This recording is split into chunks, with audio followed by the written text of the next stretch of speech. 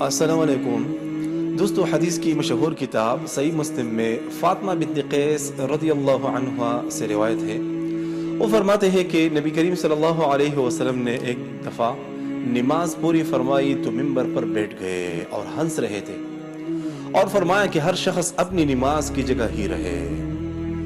پھر آپ صلی اللہ علیہ وسلم نے فرمایا، کیا تمہیں معلوم ہے کہ میں نے تمہیں کیوں جمع کیا ہے؟ تو لوگوں نے جواب دیا، اللہ اور اس کا رسول بہتر جانتے ہیں۔ فرمایا کہ میں نے تمہیں کسی ترغیب یا ڈرانے کی بات کہنے کے لیے جمع نہیں کیا، بلکہ یہ تمیم داری رضی اللہ عنہ جو پہلے نصرانی تھے اب مسلمان ہو کر بیعت کر چکے ہیں، اور انہوں نے مجھے ایک بات بتائی ہے جو اس بات کے موافق ہے جو میں تمہیں دجال کے بارے میں بتایا کرتا ہوں۔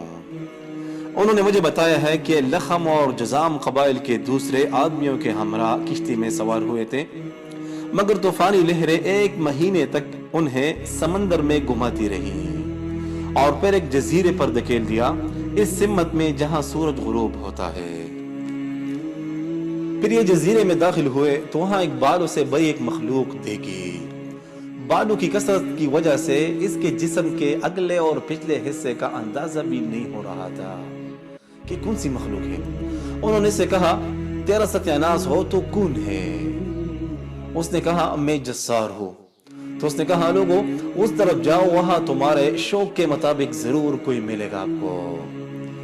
تو تمیم داری رضی اللہ عنہ فرماتے ہیں کہ جب اس نے ہمیں کسی شخص کے بارے میں بتایا تو ہم اس جسار سے ڈر گئے کہ کہیں یہ شیطان نہ ہو، چنانچہ ہم تیزی سے وہاں پہنچے تو ہم نے دیکھا کہ وہاں ایک بہت بڑا انسان دیکھا۔ اتنا لمبا چوڑا انسان ہم نے پہلے کبھی نہیں دیکھا تھا۔ اس کے ہاتھ گردن پر بندھے ہوئے تھے اور وہ سر سے پیر تک زنجیروں سے جکڑا ہوا تھا۔ ہم نے اس سے پوچھا کہ تو کون ہے؟ تو اس نے کہا کہ جب تم یہاں مجھ تک پہنچ ہی گئے ہو تو بتاؤ کہ تم کون ہو۔ تو تمیم داری رضی اللہ عنہ نے پورا احوال سمندر اور جسر سے ملنے کا بتا دیا۔ تو اس نے پوچھا کہ مجھے بیسان کے کھجور کے درختوں کے بارے میں بتاؤ۔ انہوں نے کہا کہ ہم آپ کو کیا بتائیں؟ اس نے کہا، بتاؤ کہ وہ پھل دے رہے ہیں یا نہیں۔ ہم نے کہا کہ ہاں، پھل تو دے رہے ہیں۔ اس نے کہا کہ عن قریب وہ پھل نہ دیں گے۔ پھر اس نے پوچھا کہ مجھے بحیر طبریہ کے بارے میں بتاؤ۔ انہوں نے پوچھا کہ کون سی حالت بتائیں؟ کہا کہ بتاؤ اس میں پانی ہے یا نہیں۔ ہم نے کہا ہاں پانی ہے۔ اس نے کہا عن قریب وہ خشک ہو جائے گا۔ پھر اس آدمی نے کہا کہ مجھے زنجر جو کہ شام کا ایک علاقہ ہے اس کے چشمے کے بارے میں مجھے بتاؤ۔ انہوں نے کہا کیا بتائیں آپ کو؟ اس نے کہا کیا ان میں پانی ہے؟ انہوں نے کہا کہ ہاں ان میں پانی ہے۔ پھر اس نے پوچھا کیا لوگ اس پانی سے زمینیں سیراب کر رہے ہیں؟ انہوں نے کہا کہ ہاں، ادھر بہت زیادہ لوگ ہیں اور اپنے زمینیں سیراب کر رہے ہیں۔ پھر اس نے پوچھا کہ مجھے مہین یعنی عربوں کے نبی کے بارے میں بتاؤ، اس کا کیا کہنا ہے؟ انہوں نے کہا کہ وہ مکہ سے نکل کر مدینے پہنچ گیا ہے۔ پھر اس نے پوچھا کہ کیا عربوں نے اس سے جنگ کی؟ ہم نے کہا کہ ہاں، عربوں نے جنگ کی اس کے ساتھ۔ اس نے پوچھا کیا نتیجہ نکلا؟ ہم نے کہا کہ وہ اپنے ارد گرد کے عربوں پر غالب آ گیا ہے اور وہ لوگ اس کے مطیع بن گئے ہیں، تابعدار۔ اس نے کہا یہ تو ہونا ہی تھا اور ان کے لیے یہی بہتر ہے کہ وہ اس کی اطاعت کرے۔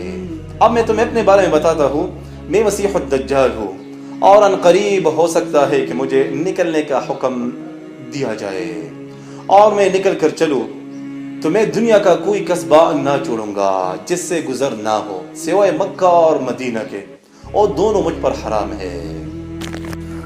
اور جب بھی میں ان کے قریب جاؤں گا وہاں فرشتہ میرے سامنے آئے گا جس کے ہاتھ میں چمکتی تلوار ہوگی، اور ان کے ہر راستے پر فرشتے ان کی حفاظت کر رہے ہوں گے۔ یہ فرما کر آپ نے نیزے کی نوک سے منبر کو چھوا اور فرمایا کہ یہ مدینہ ہے اور یہ طیبہ ہے۔ سنو، کیا میں نے تمہیں یہ بتایا تھا؟